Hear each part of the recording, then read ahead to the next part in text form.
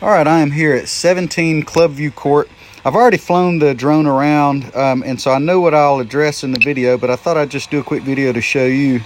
As you knew, I mean, the gutters on this house should be 6-inch. This house is way too steep, and this is really long rakes on these roofs right here. That's a lot of water that carries and go into 5-inch gutters. The builder in here just kind of did that. It was a cornery cut. And it should have been 6-inch gutters, and you can see it needs gutter guards on it too. So good call on that. I got you a price together for that.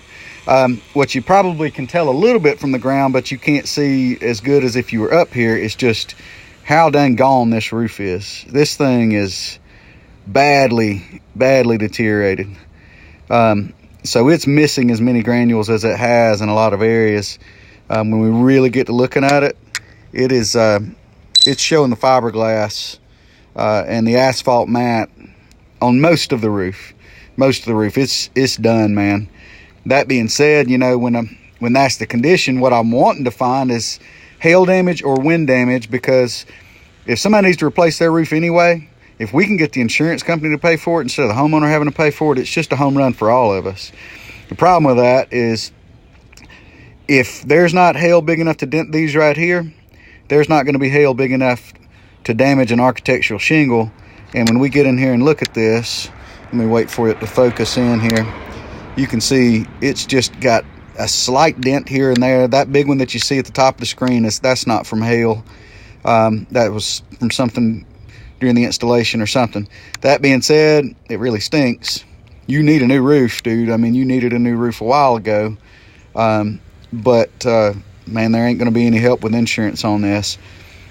That being said, I can get you a price together, and when somebody's paying me as opposed to the insurance company paying me, I keep my price as lean as I possibly can. But let's look over here at the chimney issue. First off, you need a new chimney cap, Holmes. This thing is if it ain't rusted through already and being a part of what's leaking, it's going too soon.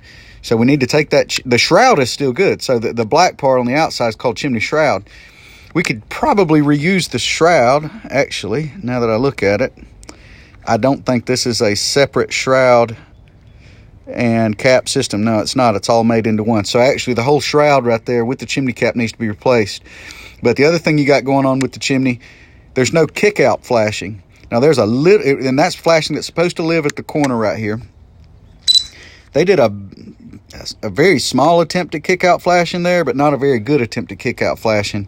So the only way to fix that is we got to tear out the shingles around that chimney, and in that little triangle area there, that's called the chimney cricket. Tear all those shingles out, put in a proper flashing, and then put an ice and water shield barrier in that little the valleys of that cricket, and put new shingles in and recalk everything. So that's one issue. Other issue I found, let me see if I can get down here and show it to you without crashing this thing. You see the corner boards here, right? The corner boards stop short of the lip of the chimney cap coming down over them. So when you get wind-blown rain like we've had some in the past few weeks right here, it's going to just blow sideways in there. In fact, you can see some wood rot right in that gap right there. And so if there's wood rot there, that means, of course, water's getting in there to where it's not supposed to, and that water's got to go somewhere. So it'll eventually, run its way down inside. And if you go all the way around the chimney, that's the case on all of these corner boards right here. These exterior corner boards, not that big a deal. It's really not that big a deal, because when we look down right here, that's exterior to the home, right? So if water happens to get in right there a little bit, not that big a deal at all. Same thing on this corner back here, which is probably the worst corner. This house has been this way for 16, almost 20 years now, and it's not a huge issue, right? But you can see the wood rot that's going on there on the edge is because they should have ran that corner board all the way up and then built a chimney cap that goes over those corner boards. At this point, I wouldn't correct it. What I would do this time is when you build a new chimney cap, just make it with a bigger down lip that comes down over that, or make some corner flashing that goes over that, and it'll kind of eliminate that problem. So that's another part of the problem there. The other thing is I need to know, and I think I probably know the answer. I bet you that you're not using both of these satellite dishes. Usually a dish company ain't going to put two dishes on here. But what happens is one person moves in, the other person that previously had dish gets Dish also, whether it's Dish Network or any of them. They don't reuse that same dish. They're going to come out and put up their own dish. So one of these two dishes probably ain't being used, if you're even using either of them. And that thing ought to come off the roof. So unfortunately, my brother, it's not good news. You're not going to have any insurance help on this. Now, and you had asked, is this an Atlas Chalet roof? And no, this isn't an Atlas Chalet roof. This is a true architectural shingle. The problem is it's just worn out and old, and it's starting to fail, and that kind of thing is not covered by your insurance. So I can get you a price together to replace the roof as well as replace the gutters and add gutter guards, and we can go from there. All right, man. The old boy Casey Beaver with Roof It Forward. Thank you very much.